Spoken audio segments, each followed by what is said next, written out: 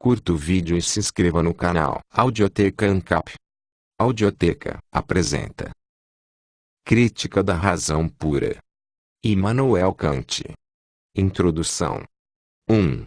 Da distinção entre o conhecimento puro e o empírico. Não se pode duvidar de que todos os nossos conhecimentos começam com a experiência, porque, com efeito, como haveria de exercitar-se a faculdade de se conhecer, se não fosse pelos objetos que, excitando os nossos sentidos, de uma parte, produzem por si mesmos representações, e de outra parte, impulsionam a nossa inteligência a compará-los entre si, a reuni-los ou separá-los, e deste modo a elaboração da matéria informe das impressões sensíveis para esse conhecimento das coisas que se denomina experiência. No tempo, pois, nenhum conhecimento precede a experiência, todos começam por ela. Mas se é verdade que os conhecimentos derivam da experiência, alguns há, no entanto, que não têm essa origem exclusiva, pois poderemos admitir que o nosso conhecimento empírico seja um composto daquilo que recebemos das impressões e daquilo que a nossa faculdade cognoscitiva lhe adiciona, estimuladas somente pelas impressões dos sentidos, aditamento que propriamente não distinguimos senão mediante uma longa prática que nos habilite a separar esses dois elementos. Surge desse modo uma questão que não se pode resolver à primeira vista. Será possível um conhecimento independente da experiência e das impressões dos sentidos? Tais conhecimentos são denominados a priori, e distintos dos empíricos, cuja origem é posteriori, isto é, da experiência. Aquela expressão, no entanto, não abrange todo o significado da questão proposta, porquanto há conhecimentos que derivam indiretamente da experiência, isto é, de uma regra geral obtida pela experiência, e que no entanto não podem ser taxados de conhecimentos a priori. Assim, se alguém escava os alicerces de uma casa, a priori poderá esperar que ela desabe, sem precisar observar a experiência da sua queda, pois, praticamente, já sabe que todo corpo abandonado no ar sem sustentação cai ao impulso da gravidade. Assim, esse conhecimento é nitidamente empírico. Consideraremos, portanto, conhecimento a priori, todo aquele que seja adquirido independentemente de qualquer experiência. A ele se opõem os opostos aos empíricos, isto é, aqueles que só são a posteriori, quer dizer, por meio da experiência. Entenderemos, pois, daqui por diante, por conhecimento a priori, todos aqueles que são absolutamente independentes da experiência. Eles são opostos aos empíricos, isto é, aqueles que só são possíveis mediante a experiência. Os conhecimentos a priori ainda podem dividir-se em puros e impuros. Denomina-se conhecimento a priori puro o que carece completamente de qualquer empirismo. Assim, por exemplo, toda mudança tem uma causa, é um princípio a priori, mas impuro, porque o conceito de mudança só pode formar-se extraído da experiência. 2. Achamo-nos de posse de certos conhecimentos a priori e o próprio senso comum não os dispensa. Trata-se agora de descobrir o sinal pelo qual o conhecimento empírico se distingue do puro. A experiência nos mostra que uma coisa é desta ou daquela maneira, silenciando sobre a possibilidade de ser diferente. Digamos, pois, primeiro, se encontramos uma proposição que tem que ser pensada com caráter de necessidade, tal proposição é um juízo a priori. Se, além disso, não é derivada e só se concebe como valendo por si mesma como necessária, será então absolutamente a priori. Segundo, a experiência não fornece nunca juízos com uma universalidade verdadeira e rigorosa, mas apenas com uma generalidade suposta e relativa, por indução, o que propriamente quer dizer que não se observou até agora uma exceção a determinadas leis. Um juízo, pois, pensado com rigorosa universalidade, quer dizer,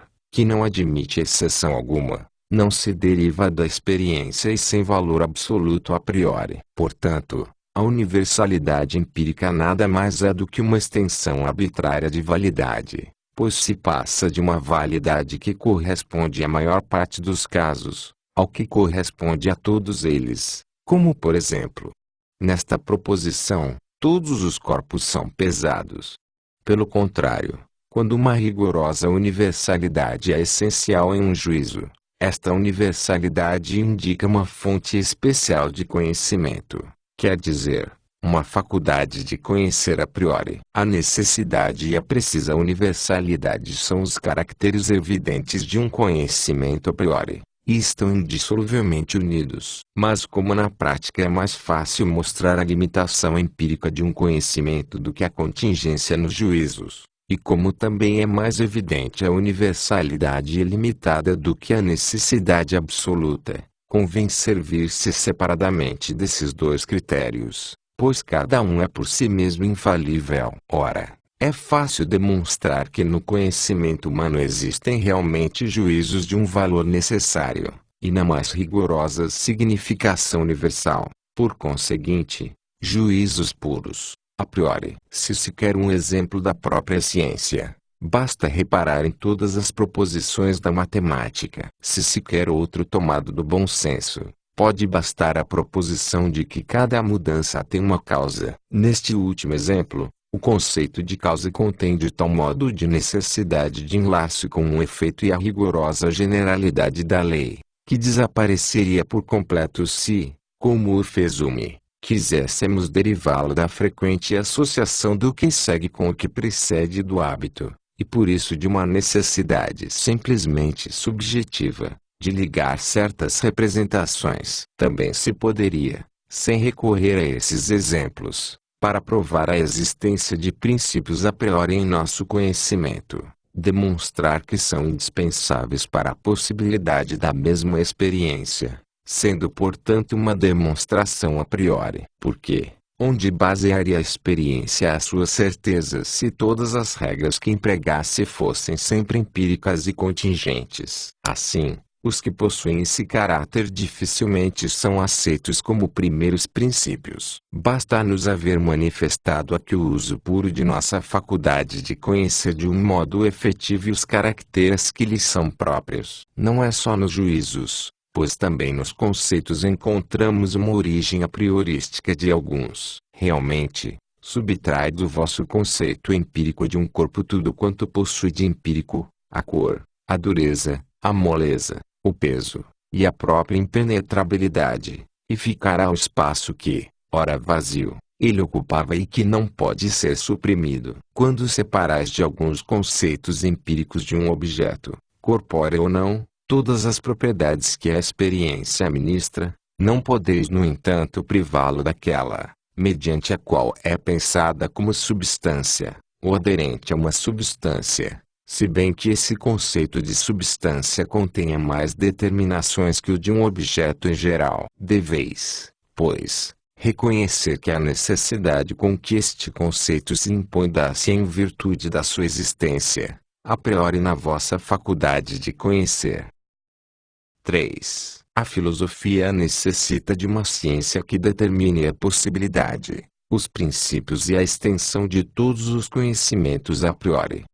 Há uma coisa ainda mais importante que o que precede: certos conhecimentos por meio de conceitos, cujos objetos correspondentes não podem ser fornecidos pela experiência, emancipam-se dela e parece que estendem o círculo de nossos juízos além dos seus limites. Precisamente nesses conhecimentos, que transcendem ao mundo sensível, aos quais a experiência não pode servir de guia nem de retificação, consistem as investigações de nossa razão, investigações que por sua importância nos parecem superiores, e por seu fim muito mais sublimes a não tudo quanto a experiência pode aprender no mundo dos fenômenos, investigações tão importantes que, abandoná-las por incapacidade, revela pouco apreço ou indiferença, razão pela qual tudo intentamos para as fazer, ainda que incidindo em erro. Esses inevitáveis temas da razão pura são Deus,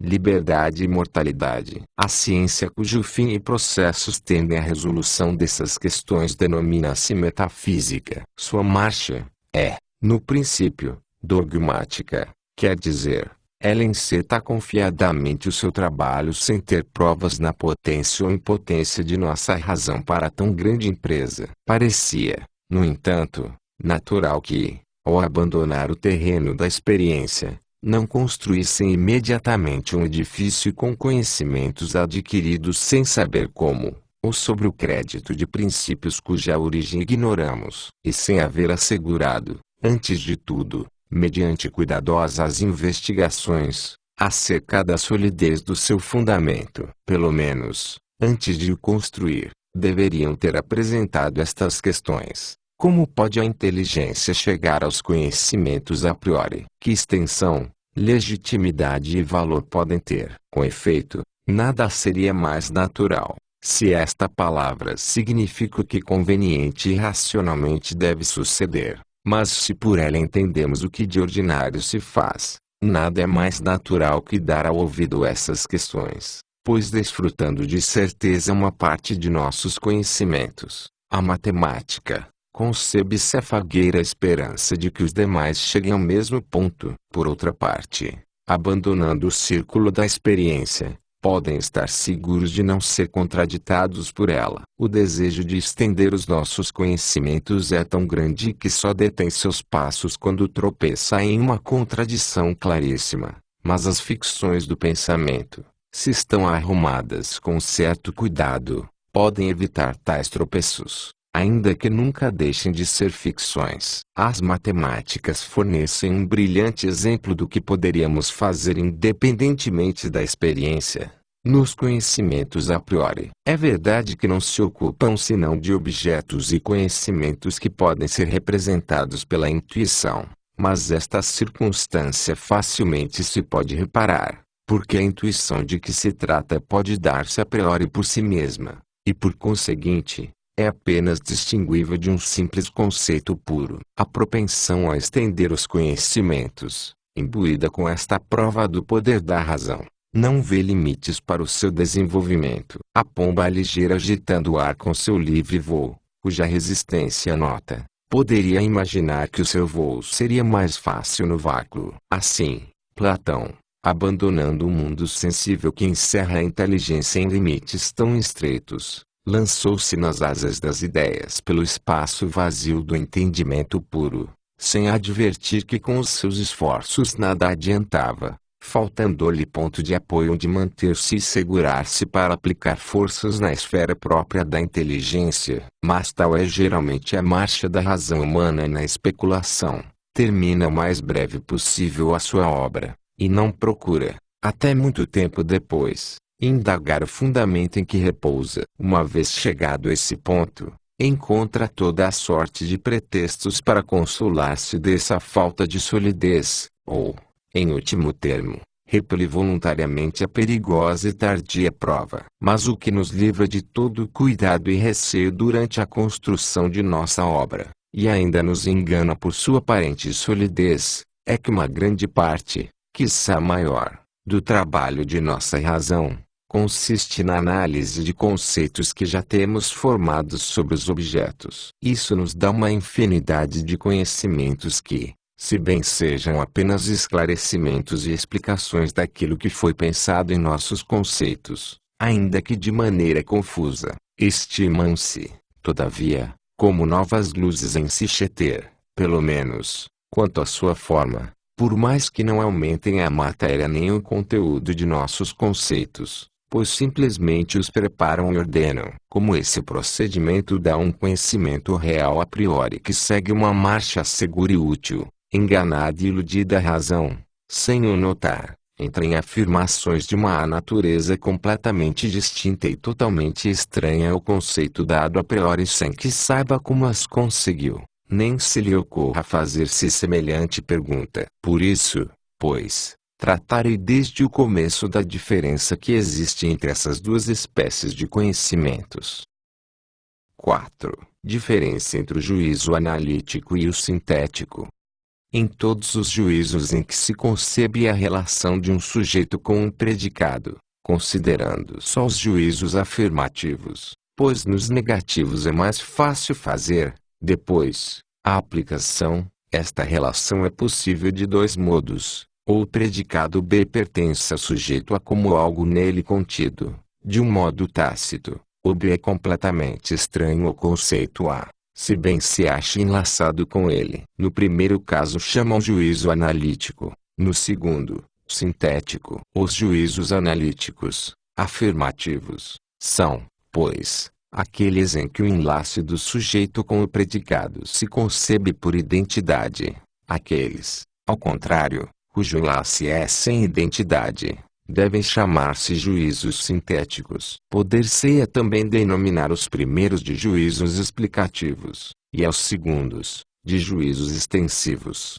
pelo motivo de que aqueles nada aditam ao sujeito pelo atributo, apenas decompondo o sujeito em conceitos parciais compreendidos e concebidos, ainda que tacitamente, no mesmo, enquanto que, pelo contrário, os últimos acrescentam ao conceito do sujeito um predicado que não era de modo algum pensado naquele que não se obteria por nenhuma decomposição. Quando digo, por exemplo, todos os corpos são extensos, formulo um juízo analítico, porque não tenho que sair do conceito de corpo para achar unida a ele a extensão, e só tenho que decompô-lo, quer dizer, só necessito tornar-me cônscio da diversidade que pensamos sempre em dito conceito para encontrar o predicado. É portanto um juízo analítico. Pelo contrário, quando digo, todos os corpos são pesados, já o predicado é algo completamente distinto do que em geral penso no simples conceito de corpo. A adição de tal atributo dá,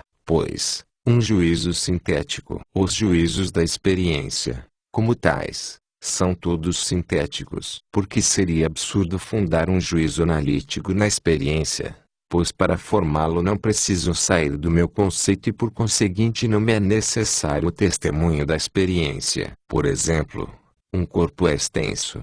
É uma proposição a priori e não um juízo da experiência, porque antes de dirigir-me à experiência, tenho já em meu conceito todas as condições do juízo. Só me resta, segundo o princípio de contradição, tirar o predicado do sujeito e ao mesmo tempo chegar a ter consciência da necessidade do juízo, necessidade que jamais a experiência poderá subministrar-me. Pelo contrário, embora eu não tire do conceito de corpo em geral o predicado pesado, indica, sem embargo, aquele conceito um objetivo da experiência, uma parte da experiência total, a qual posso ainda aditar outra parte da mesma como pertencente a ela. Posso reconhecer antes, analiticamente, o conceito de corpo pelas propriedades da extensão, impenetrabilidade, forma etc., etc., as quais são todas pensadas neste conceito. Mas se amplio meu conhecimento e observo a experiência que me proporcionou o conceito de corpo, encontro enlaçada constantemente com todas as anteriores propriedades de gravidade, o peso, que é dito sinteticamente, como predicado, aquele conceito.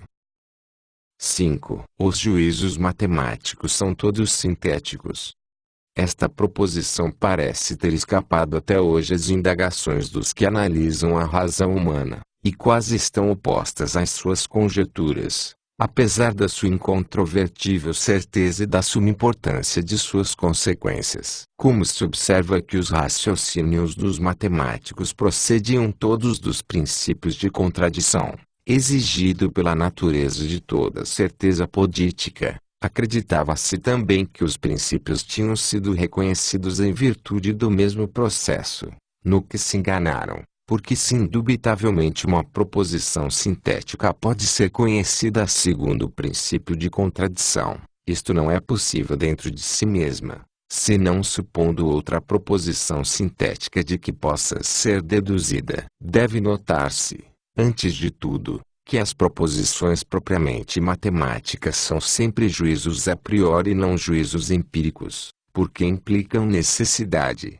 que não se pode obter pela experiência. Mas, se não se quer conceder isto, limito minha proposição às matemáticas puras, cujo conceito traz consigo o não conter conhecimentos empíricos, mas tão somente a priori. Primeiro, poder-se em verdade crer, à primeira vista, que a proposição 7 mais 5 igual a 12 é puramente analítica, resultante, segundo o princípio de contradição, do conceito de uma soma de 7 e 5. Mas se a considerarmos com mais atenção, acharemos que o conceito de soma de 7 e 5 não contém mais do que a união dos dois números em um só, o que não faz pensar qual seja esse número único que compreenda os outros dois. O conceito de 12 não é de modo algum percebido só pelo pensamento da união de 5 e 7, e posso decompor todo o meu conceito dessa soma tanto quanto quiser, sem que por isso encontre o número 12. É preciso,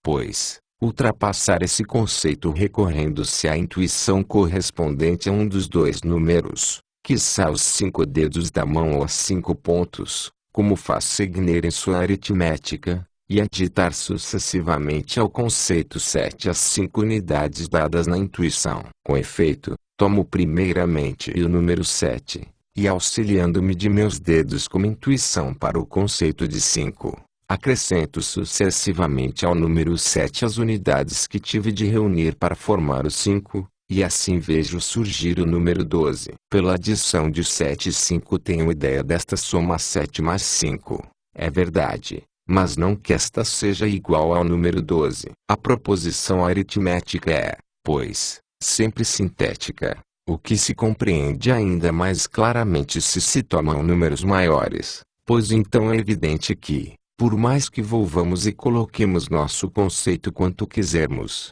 nunca poderemos achar a soma mediante a simples decomposição de nossos conceitos e sem o auxílio da intuição. Tampouco é analítico um princípio qualquer de geometria pura. É uma proposição sintética que a linha reta, entre dois pontos é a mais curta, porque meu conceito de reta não contém nada que seja quantidade, senão só qualidade. O conceito de mais curta é completamente aditado e não pode provir de modo algum da decomposição do conceito de linha reta. É preciso, pois, recorrer-se à intuição, único modo para que seja possível a síntese. Algumas poucas proposições fundamentais, que os geômetras pressupõem, são realmente analíticas e se apoiam no princípio de contradição, mas também é verdade que só servem, como proposições idênticas, ao encadeamento do método e não como princípios, tais como: exemplo, A igual a.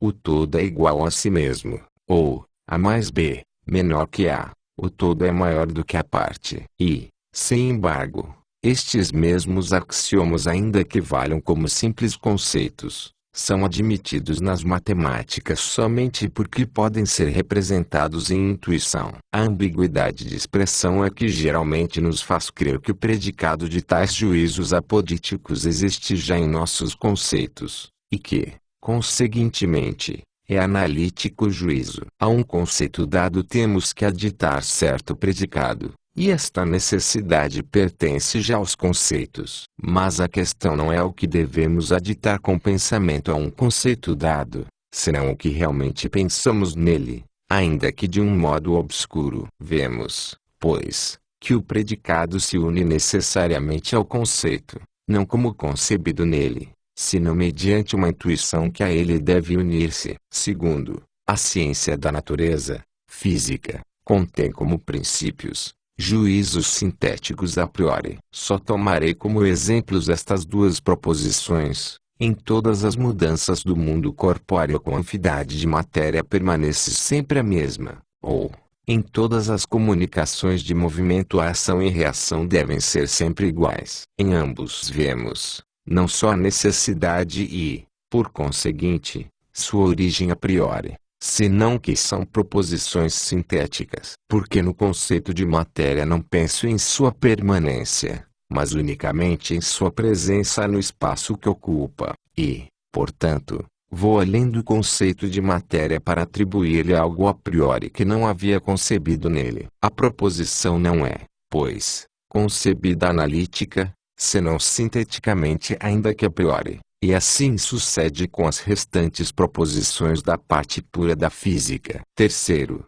também devem haver conhecimentos sintéticos a priori na metafísica, ainda que só a consideraremos como uma ciência em ensaio, mas que, não obstante, torna indispensável a natureza da razão humana. A metafísica não se ocupa unicamente em analisar os conceitos das coisas que nós formamos a priori, e, por conseguinte, em explicações analíticas, senão que por ela queremos estender nossos conhecimentos a priori, e para o efeito nos valemos de princípios que os conceitos dados aditam algo que não estava compreendido neles. E mediante os juízos sintéticos a priori nos afastamos tanto, que a experiência não pode seguir-nos. Por exemplo, na proposição, o mundo deve ter um primeiro princípio etc., etc. Assim, pois, a metafísica consiste, pelo menos segundo seu fim, em proposições puramente sintéticas a priori. 6. Problema geral da razão pura. Muito se adiantou com haver podido trazer a forma de um só problema a uma infinidade de questões. Com isso, não só se facilita o próprio trabalho determinando com precisão, como também se facilita o exame para outro que queira verificar se cumprimos ou não o nosso desígnio. O verdadeiro problema da razão pura contém-se nesta pergunta: como são possíveis os juízos sintéticos a priori? Se a metafísica permaneceu até agora em um estado vago de incerteza e contradição, deve atribuir-se unicamente a que esse problema, assim como também a diferença entre o juízo analítico e o sintético, não se tinham apresentado antes ao pensamento. A vida ou morte da metafísica depende da solução desse problema, ou da demonstração de que é impossível resolvê-lo. Davi Hume é, de todos os filósofos, o que mais se aproximou desse problema, mas esteve longe de o determinar suficientemente e não pensou em toda a sua originalidade, detendo-se só ante o princípio sintético da relação de causa e efeito principium causalitatis. Acreditou poder deduzir que o tal princípio é absolutamente impossível a priori, e, segundo as suas conclusões, tudo o que denominamos metafísica descansaria sobre uma simples opinião de um pretendido conhecimento racional, que no fato nasce simplesmente da experiência e que recebe, do hábito, certo aspecto de necessidade. Esta afirmação, destruidora de toda a filosofia pura, não seria nunca emitida, caso seu autor houvesse abordado em toda a sua generalidade esse problema, porque então teria compreendido que, segundo seu argumento, tampouco poderiam existir as matemáticas puras, pois elas contêm certamente princípios sintéticos a priori, e seu bom senso teria retrocedido ante semelhante acerto. Na resolução do precedente problema está também compreendida ao mesmo tempo a possibilidade do emprego da razão pura na fundação e construção de todas as ciências que contêm um conhecimento teórico a priori dos objetos. Quer dizer, está contida a resposta destas perguntas: como é possível uma matemática pura? Como é possível uma física pura? Não se pode perguntar destas ciências, mais do que como são possíveis porque, ao existirem como reais, demonstram pois que o são. No tocante à metafísica, como seus passos têm sido até hoje tão desditosos, tão distantes do fim essencial da mesma, que pode dizer-se que todos têm sido em vão, perfeitamente explica-se a dúvida de sua possibilidade de sua existência. Mas, todavia, esta espécie de conhecimento deve, em certo sentido, considerar-se como dado, e a metafísica é real, se não como ciência feita, pelo menos em sua disposição natural, metaphysica naturalis, porque a razão humana, sem que esteja movida por uma vaidade de uma onisciência, senão simplesmente estimulada por uma necessidade própria, marcha sem descanso algum para questões que não podem ser resolvidas pelo uso empírico da razão, nem por princípios que dela emanem. Isso sucede realmente a todos os homens, logo que a sua razão começa a especular. Por isso a metafísica existiu sempre e existirá onde esteja o homem. De tal modo a nossa questão é agora: como é possível a metafísica como disposição natural? Quer dizer, como nascem da natureza da razão humana universal essas questões? que a razão pura formula e que por necessidade própria se sente impulsionada a resolver. Mas como todos os ensaios feitos até hoje para resolver essas questões naturais, por exemplo, a de saber se o mundo teve princípio, ou se é eterno, etc., têm encontrado contradições inevitáveis, não podemos contentar-nos com a simples disposição natural para a metafísica, quer dizer, com a faculdade da razão pura,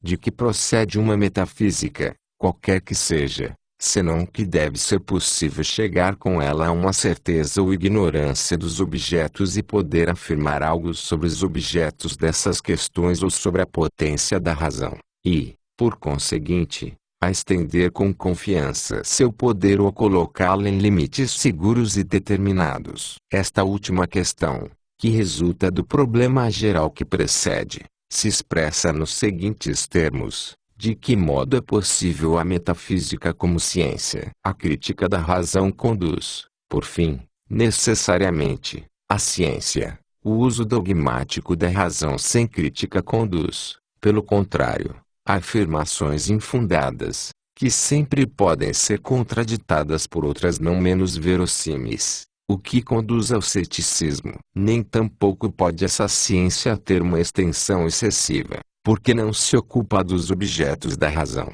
cuja diversidade é infinita, mas simplesmente da razão mesma, de problemas que nascem exclusivamente do seu seio e que se lhe apresentam, não pela natureza das coisas que diferem dela, senão pela sua própria. Mas uma vez que conheça perfeitamente a sua própria faculdade em relação com os objetos que pode fornecer-lhe a experiência, ser-lhe-á fácil determinar com toda segurança a exatidão, a extensão e limites de seu exercício, intentado fora dos limites da experiência. Pode-se e deve-se, portanto, considerar como ineficaz todo o ensaio feito até aqui para construir uma metafísica dogmática, porque o que neles existe de analítico, a saber, a simples decomposição dos conceitos que a priori se encontram em nossa razão, não é seu fim total, senão somente um meio preliminar da metafísica, cujo objeto é estender nossos conhecimentos científicos a priori. A análise é incapaz de realizar isto,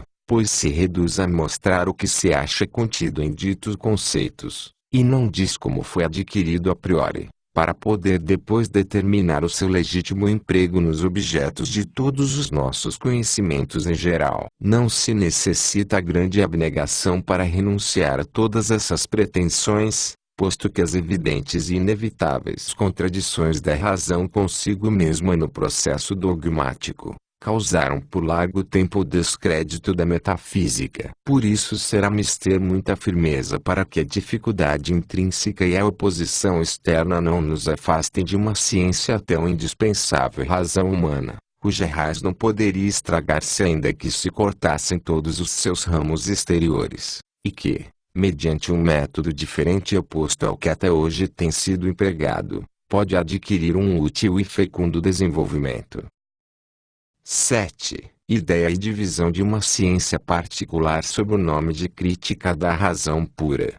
De tudo o que precede resulta, pois, a ideia de uma ciência particular que pode chamar-se crítica da razão pura, por ser a razão a faculdade que proporciona os princípios do conhecimento a priori. Razão pura é, por isso, a que contém os princípios para conhecer algo absolutamente a priori. Um órgão da razão pura seria o conjunto de princípios mediante os quais todos os conhecimentos a priori poderiam ser adquiridos e realmente estabelecidos. A aplicação extensa de tal órgão produzida a um sistema da razão pura. Mas como isto seria exigir demasiado e como fica ainda por saber se a extensão de nossos conhecimentos é possível, e em que casos, podemos considerar a ciência do simples juízo da razão pura, de suas partes e limites, como a propedêutica para o sistema de razão pura. Uma tal ciência não deveria denominar-se doutrina,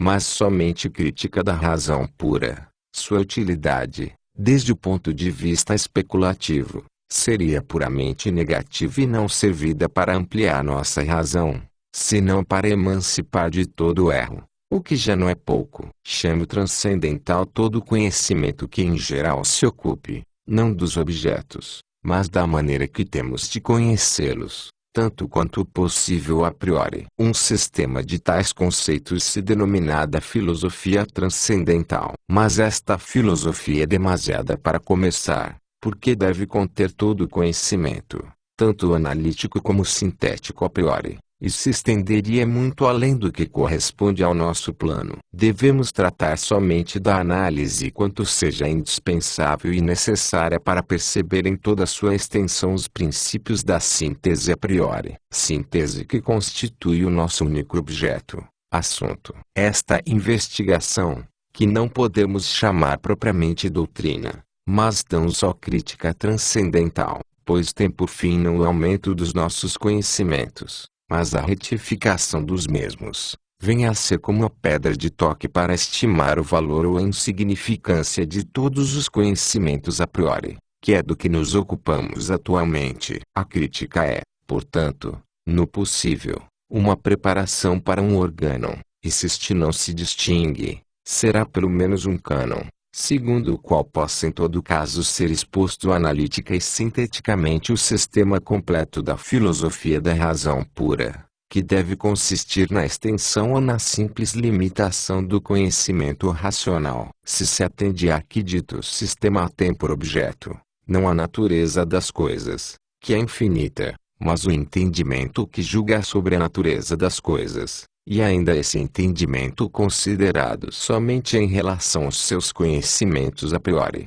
podemos presumir que o sistema não é impossível, nem tão vasto, que se não possa esperar o seu termo. Como não necessitamos procurar esse objeto exteriormente nem pode permanecer oculto para nós, não parece que tenha de ser tão extenso que não possamos abarcá-lo em seu justo preço. Menos ainda deve esperar-se que esta obra seja uma crítica dos livros publicados sobre sistemas da razão pura. Aqui só se trata de uma crítica da faculdade da razão pura. Somente tomando essa crítica como base, se consegue uma segura pedra de toque para apreciar o valor das obras filosóficas antigas e modernas. Sem ela, o historiador e o juiz condenam incompetentemente as asserções de outros, tendo-as como infundadas em nome das próprias, que não têm melhor fundamento. A filosofia transcendental é a ideia de uma ciência, cujo plano deve traçar a crítica da razão pura de uma maneira arquitetônica,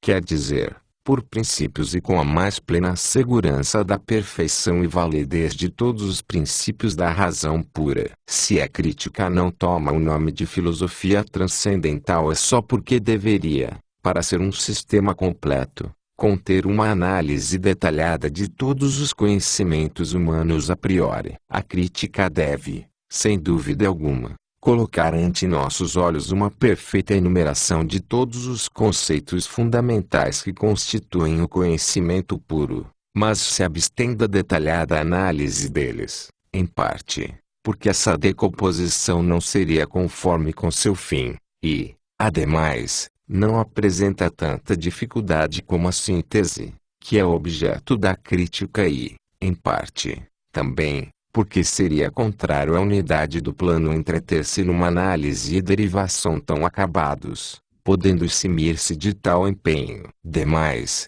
assim a análise perfeita dos conceitos a priori, como a dedução dos que depois hão de ser derivados, é coisa fácil de suprir sempre que antes tenham sido expostos detalhadamente como princípios da síntese e nada lhes falta em relação a esse fim essencial. Segundo isto, tudo que constitui a filosofia transcendental pertence à crítica da razão pura, que é a ideia completa da filosofia transcendental, mas não esta ciência mesma, porque na análise só se estende até o que lhe é indispensável para o perfeito juízo do conhecimento sintético a priori. O principal propósito que deve guiar-nos na divisão desta ciência é não introduzir conceitos que contenham algo de empírico, quer dizer, que o conhecimento a priori seja completamente puro. Daqui, que, ainda que os princípios superiores de moral e seus conceitos fundamentais sejam conhecimentos a priori, não pertençam sem embargo à filosofia transcendental,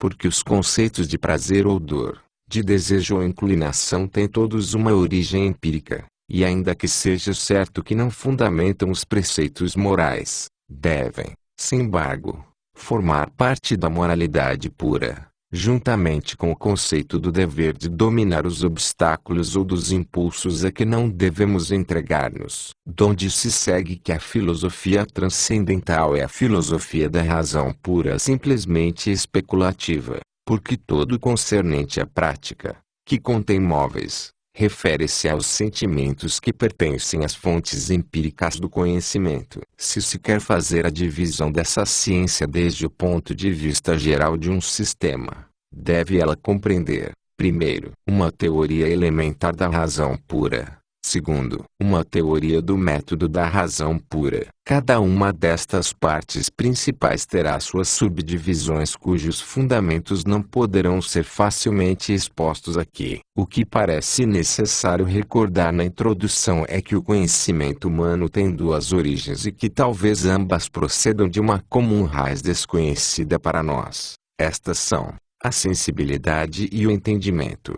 Pela primeira, os objetos nos são dados, e pelo segundo, concebidos. A sensibilidade pertence à filosofia transcendental enquanto contém representações a priori, que por seu turno encerram as condições mediante as quais nos são dados os objetos. A teoria transcendental da sensibilidade deve pertencer à primeira parte da ciência elementar, pois as condições sob as quais se dão os objetos ao conhecimento humano precedem aquelas sob as quais são concebidos esses mesmos objetos.